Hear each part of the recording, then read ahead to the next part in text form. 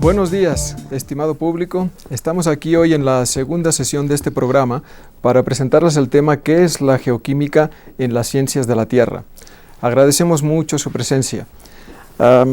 Bueno, voy a explicarles primero muy brevemente algunas ideas de lo que es la geoquímica.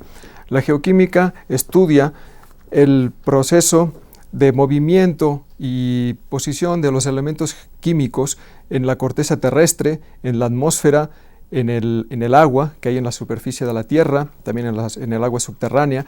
Aquí pueden ver ustedes en una imagen en la que se muestra más o menos cuál es la posición de la geoquímica, en este caso la geoquímica aplicada, y ven ustedes que aquí en el centro de la imagen se observa que la geología es un poco como el corazón de toda la geoquímica. Sin embargo, la geoquímica hoy en día ha llegado a extenderse hasta un rango de aplicaciones muy elevado que la llevan pues hasta involucrarse pues en cómo se mueven los elementos químicos en los organismos vivos, cómo se relaciona esto con el agua, con el suelo, con la atmósfera y evidentemente con las rocas que forman la mayor parte de la Tierra. Para hablar de esto, hoy tenemos aquí a un grupo de personas, dos en particular, al maestro Pedro Morales del Instituto de Geología de la UNAM y al ingeniero Teodoro Hernández también del Instituto de Geofísica de la UNAM. Buen día. Ellos nos hablarán un poco de cuáles son las aplicaciones que se están realizando en la actualidad en la geoquímica y en particular cuáles son los estudios que se realizan en los institutos de geología y geofísica. Lo primero que me gustaría hablar, antes que esto, quería yo recordarles al público que es muy importante que ustedes participen, nuestros oyentes, y les proporciono nuestros números telefónicos y nuestro correo electrónico. Miren, nuestros números telefónicos en vivo son el 5622-8728, 5622-8720 y 5622-8718. Al correo electrónico pueden escribir a mirador@cuaed, que se escribe cuaed.unam.mx. También hay una página en Facebook, Geodifusión UNAM, y en Twitter, @instgeolunam. Entonces comuníquese por favor, porque su opinión es muy importante para nosotros y siéntanse libres de preguntar lo que quieran o de escribir, y sus preguntas serán respuestas también al finalizar el programa. Yo quería iniciar primero algunas preguntas para explicar la geoquímica. Vamos a preguntar aquí al maestro Pedro. Oye, cuéntanos un poco en qué consiste la geoquímica. Una definición así un poco general, porque la geoquímica es un tema muy extenso. Entonces, haznos un breve resumen. Pues mira, yo consideraría que la parte de la geoquímica realmente es una ciencia que empezó desde hace miles de años. Bueno, no miles, digamos bastante tiempo atrás, probablemente unos 3.000 o 4.000 años, donde cuando las gentes empezaron a buscar minerales específicamente y a tratar de sacarlos, de extraerlos y buscarlos. Entonces es más o menos 2.000, 3.000 años, ¿no? Después ya llegaron las ciencias, la química y la geología, y entonces ya se empezaron a cada una por separado, y finalmente llegó un momento de convergencia en el cual pues se trató ya de entender un poco más cómo se formaron, cómo se concentraban, en qué lugares estaban, etcétera. Entonces de ahí empieza un poco la geología, la geografía y todas estas ciencias para explotar mejor a nuestro planeta. Después, hubo ya el momento en que empiezan las ciencias más bien a tratar de entender la edad de la Tierra, la formación ya un poco más de ideas mucho más concretas acerca de cómo estaba formada la Tierra. Entonces había grandes teorías, ¿no?, de cómo se formó la Tierra, y entonces la Biblia decía claramente que 7 días, y entonces la gente dijo 7 días, y los 7 días realmente se pasaron a millones de años y a miles de años. Entonces se pensaba que la Tierra tenía más o menos 6.000 años, cosa que muchos investigadores también decidieron que no era tan poquito. Y entonces empezó la competencia entre diferentes áreas de la ciencia a tratar de explicar cuál era la edad de la Tierra. Entonces empezaron ahí las geocronologías, entonces hechos con materiales sedimentarios. Después vino afortunadamente el descubrimiento de la radiactividad, y con ese momento fue cuando investigadores como Soddy y Rutherford, que fueron las primeras gentes que descubrieron los isótopos, y por esos, digamos, descubrimientos les dieron a ellos los premios Nobel. También hay que mencionar a los esposos Curie, que fueron los que hicieron muchos trabajos fundamentales para la radioactividad de uranio y de plomo. Descubrieron las cadenas de los diferentes elementos que se formaban, y entonces de ahí se generó un poco la idea de que los elementos radioactivos podían tener una clave importante para lo que era calcular la edad del universo o la edad de la Tierra. Claro. Algo muy importante que a mí me gustaría aquí aportar también, es curioso, precisamente todos estos estudios, la formalización de la geocronología, que es una parte importante de la geoquímica, está cumpliendo 100 años en el mundo, a partir de 1914, 1913, en que se hace se fabrica el primer espectrógrafo de masas en el que se conocen la mayoría de los isótopos. Se publica el primer libro de la edad de la Tierra. Y curiosamente, en México estamos cumpliendo 50 años, más menos uno como le pusimos, de la geocronología en México. Es un dato que valdría la pena aportar de la historia de todo esto. Y bueno, no sé. Sí, definitivamente pues la geocronología es una de las ramas importantes de la geoquímica. Sobre todo ha tenido una contribución, digamos, muy importante a entender todos los procesos geológicos. Pues para entender cualquier proceso que ocurre en la naturaleza es muy importante poder ubicarlo, y en eso se basa precisamente la geocronología. Hace un momentito aparecían en imagen las fotografías ahí de Lord Kelvin, por ejemplo, que era muy interesante respecto a lo que tú comentaste antes, porque a inicios, bueno, de hecho fue bastante antes, como en el siglo XIX, en 1862, si no me falla la memoria, él publicó que la Tierra tenía apenas 100 millones de años. Ya en esa época era muy problemático porque los geólogos ya estimaban que eso no tenía ningún sentido. Habían visto que los estratos y los fósiles que mostraban estos no podían haber evolucionado, todos esos organismos, muchos de los cuales habían ya desaparecido completamente de la Tierra, no podían haber evolucionado en un tiempo tan corto. Entonces los geólogos entraron mucho en discusión con él. Kelvin era uno de los científicos más famosos del siglo XIX, de toda su época, entonces era muy difícil contradecirle y decir, no, este señor está equivocado. Pero los geólogos insistieron, y efectivamente ya cuando se descubrió la radioactividad y empezaron las primeras dataciones o fechamientos, entonces ya quedó muy claro que efectivamente la Tierra no tenía tan poca edad, la Tierra era muchísimo más antigua, y estábamos hablando pues de más de 4.000 millones de años. Claro. Ese tiempo pues obviamente sí permite que todos los procesos que vemos en la superficie terrestre, incluyendo la evolución de la vida, se den lugar y puedan ocurrir, ¿no?, con facilidad. De hecho, Holmes, bueno, no tanta facilidad. Regresando un poco, Holmes es lo que había calculado en 1914, 1913. Sí, de ahí el siglo, ¿no? Exactamente, por eso se toma de ahí el siglo, porque es cuando él dice que la Tierra tiene inicialmente 3.000 millones de años y después saca el número que es de 4.000, que es muy acertado a lo que se ha obtenido actualmente, 4.600 millones aproximadamente, millones de años, ¿no? Sí. Entonces, yo quisiera retomar un poco, digamos, la idea, recordarles a todos la audiencia, un poco, digamos, lo que significa la geoquímica isotópica. Bueno, la geoquímica ya vimos que era la relación entre la química y la geología, y nosotros estamos trabajando en un estrato muy particular que se llamaría la geoquímica isotópica. ¿Y por qué isotópica? Porque usa los isótopos de los elementos. Entonces, a manera de recordatorio a toda la audiencia, digamos, los elementos de la naturaleza son 92, y esos 92 cada uno tiene sus diferentes isótopos, y digamos eso hace que los isótopos sean más o menos como 3.000 isótopos en general.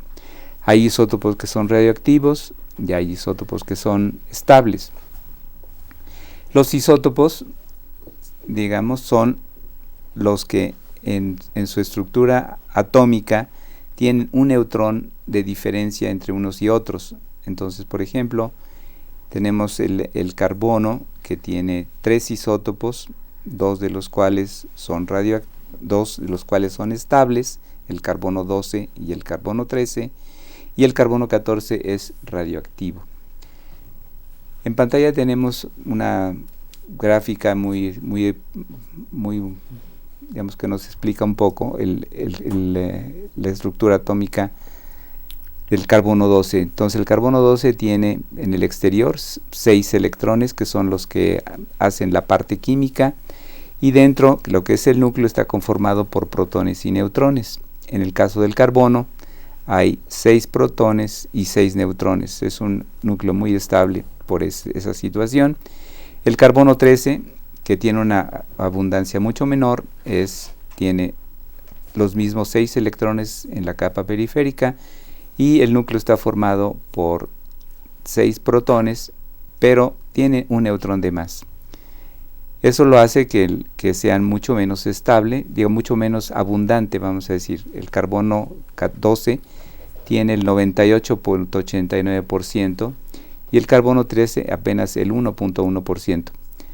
Entonces, con esto hace que la situación sean, digamos, muy diferentes, de diferente peso, que después vamos a ver cómo se utiliza este tipo de conocimiento para interpretar diferentes procesos en la naturaleza con otros isótopos.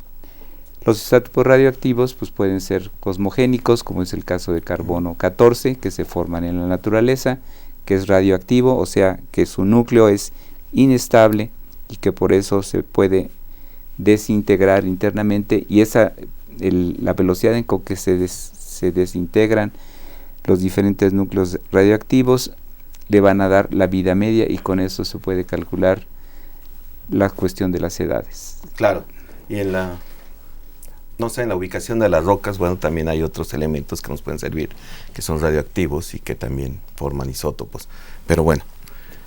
Precisamente para completar un poco esta información, les presentamos una entrevista con el Dr. Peter Schaaf del Instituto de Geofísica de la UNAM. Aquí la van a ver.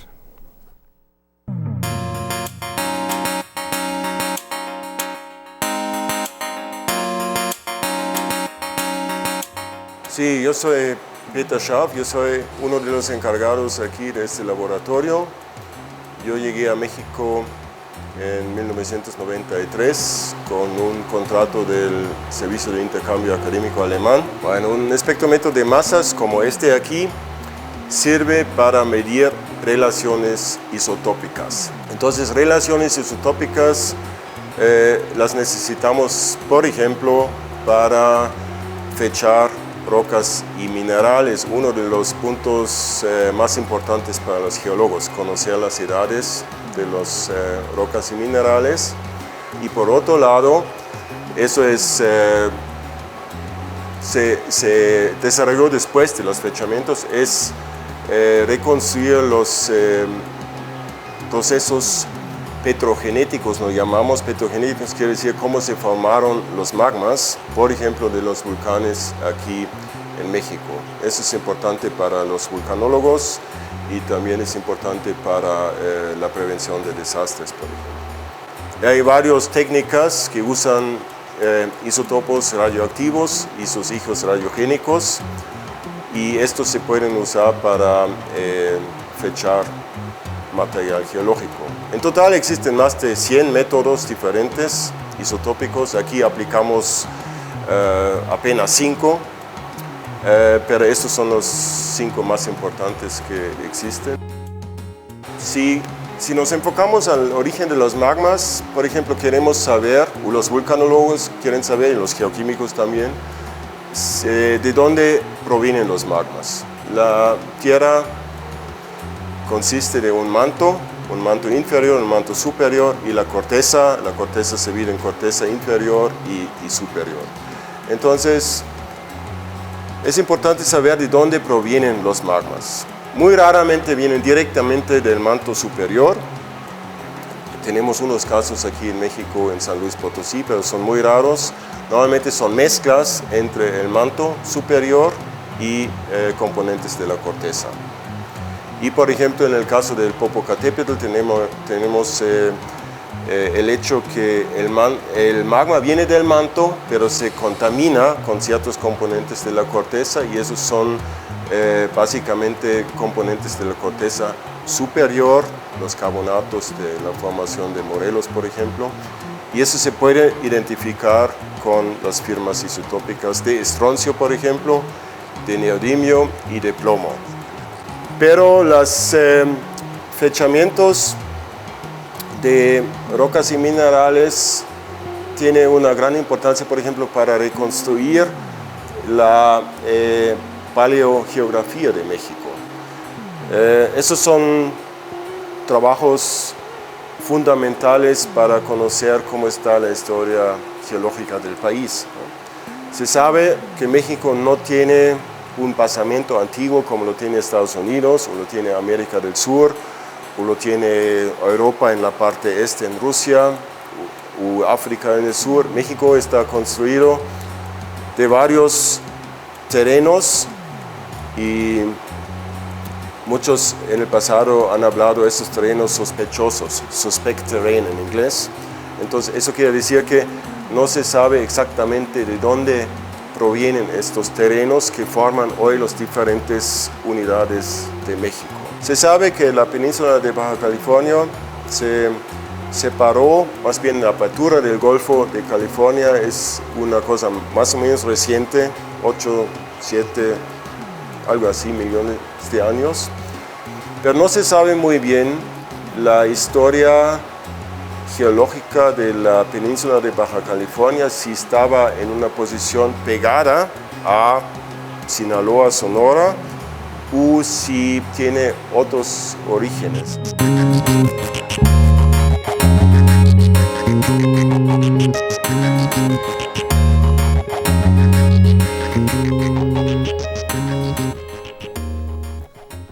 Estuvo muy interesante aquí la entrevista, vimos cuáles son las aplicaciones, algunas de las aplicaciones. Teodoro, háblanos un poco más de algunas de las aplicaciones que tienen los isótopos radiogénicos. Un poco la idea de Peter, de qué es lo que se obtiene con estos equipos que nos acaba de mostrar y todas estas muestras. Podemos estos datos los podemos aplicar para determinar los ambientes tectónicos en México, el tipo de rocas. En la gráfica habíamos traído unas diapositivas en las que mostrábamos los ambientes tectónicos, y estos ambientes tectónicos tienen que pues aquí podemos ver la gráfica, cómo los magmas provienen, como habíamos dicho en un principio, del manto. Algunos vienen de la fusión de una placa tectónica, como en el caso de la margen pacífica sur de México, que se está subduciendo la placa Pacífico y se funde a cierta profundidad y nos ha generado ciertos magmas, en este caso como la Sierra Madre Occidental, o como la faja volcánica transmexicana. También los podemos aplicar, por ejemplo, para determinar edades en muestras paleontológicas siguiendo la curva de estroncio. Tenemos otras aplicaciones para determinar procedencia en muestras arqueológicas, en dientes. Podemos determinar la procedencia de todos estos individuos que se han encontrado en zonas arqueológicas. Aquí podemos ver algunas muestras de lo que se puede fechar. Tenemos muestras paleontológicas, como se puede ver en la muestra de Venezuela. Podemos ver un molar de una ofrenda de Teotihuacán, y tenemos una serie de circones que también se utilizan para fechar rocas.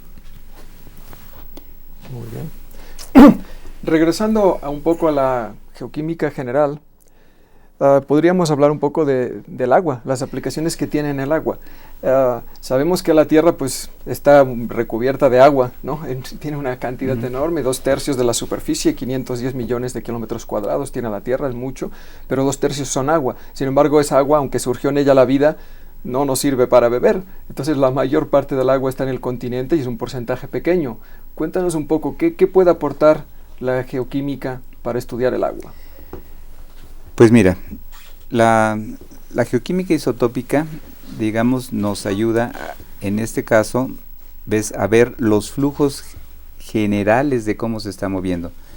Digamos, aquí Teodoro ha hablado muy claramente, digamos, cómo ha sido posible digamos, ver cómo los fluidos entran a la corteza terrestre, se mueven, se desplazan, etcétera, pero sin ayuda de los isótopos ese tipo de conocimiento no se podría lograr. En el caso del ciclo del agua que tenemos aquí en pantalla, digamos, es exactamente lo mismo, ¿sí? O sea, el agua pues va a ser químicamente indistinguible, el agua ya que esté en el mar, ya que esté en el río, que esté dentro de nuestro organismo, es prácticamente indistinguible desde el punto de vista químico, pero los isótopos estables nos pueden dar una identificación, vamos a decir como que la huella digital de cómo se está moviendo el agua. El agua, como ustedes saben, empieza a generarse en la atmósfera a partir de la evaporación, y esta evaporación, digamos, en ese momento las cantidades de isótopos cambian, y en ese momento es cuando queda una marca en el agua que después nosotros podemos identificar, y los isótopos de oxígeno nos permiten, y de hidrógeno nos permiten seguir a la nube en todo el ciclo del agua, y en ese momento el agua tiene una marca. A la hora de que llueve va a ser otra vez otro tipo de marca que podemos identificar perfectamente, y entonces gracias a estos cambios en la composición isotópica es posible identificar finalmente el lugar donde se está infiltrando el agua, y con los isótopos radioactivos del agua, en este caso el tritio y el carbono 14, es posible identificar más o menos las fechas en las cuales se integró esa agua vamos a decir, en los acuíferos. Eso es sumamente importante para poder determinar qué velocidad de explotación podríamos tener en el agua subterránea. Las aguas, en el momento que se encuentra en el agua subterránea, puede saber de dónde, si son aguas que vienen de muy lejos, etcétera, y pueden hacer una planeación mucho más efectiva del uso del agua en la naturaleza, ¿sí? Entonces esto es vital, sobre todo ahorita en un país como tenemos nosotros, desértico, en el cual encontrar dónde están los yacimientos de agua, qué velocidad están explotando, y de dónde, sobre todo, de dónde viene esa agua, sobre todo la que es agua subterránea, ya que no hay ríos que pueda seguir, sino esta es agua subterránea que no se ve. Nosotros vemos aquí en esta gráfica digamos, el ciclo del agua, digamos, que tenemos en México. Como ustedes ven, digamos, en la parte derecha tenemos los lugares donde el agua es mucho más caliente, que es alrededor del Ecuador, y generan una serie de nubes muy importantes, que son las que empujan los huracanes, y México, que está entre las dos zonas amarillas en el globo terrestre, digamos, se ve como es, digamos, recibe agua tanto del Océano Pacífico como del Océano Atlántico, en el cual, digamos, se puede apreciar, digamos, haciendo los estudios isotópicos se puede un poco más puntualizar cómo esa agua se puede aprovechar en la naturaleza. Yeah.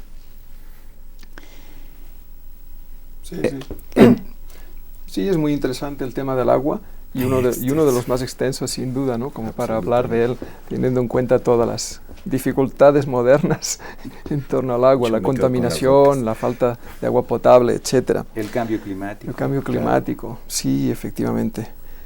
Aquí aprovecho ahorita para agradecer al público que siga con nosotros, y quiero decirles que se obsequiarán pequeñas reproducciones del volcán del Chichón, de la autora Nela Gauss, del Congreso conmemorativo de la erupción de dicho volcán a sus 25 años de la erupción, y una playera del mismo Congreso.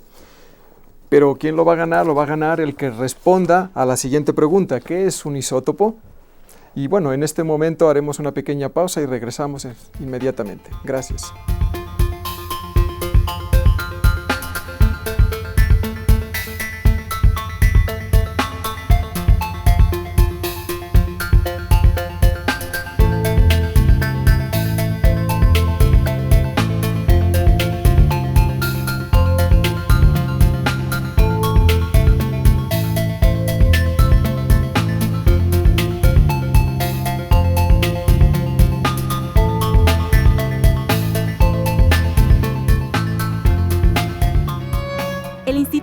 Investigaciones Históricas de la UNAM presenta la tercera temporada de la serie Historia y Religiosidad, donde se hablará sobre la influencia que el cristianismo tuvo en la formación de la sociedad novohispana, así como de los aspectos que se relacionaron estrechamente y en ocasiones condicionaron a la sociedad, la economía, la política, la ciencia, la literatura y el arte. Sábados 13 horas por Canal 22 y Canal 16 de la red EduSat, del 13 de abril al 18 de mayo.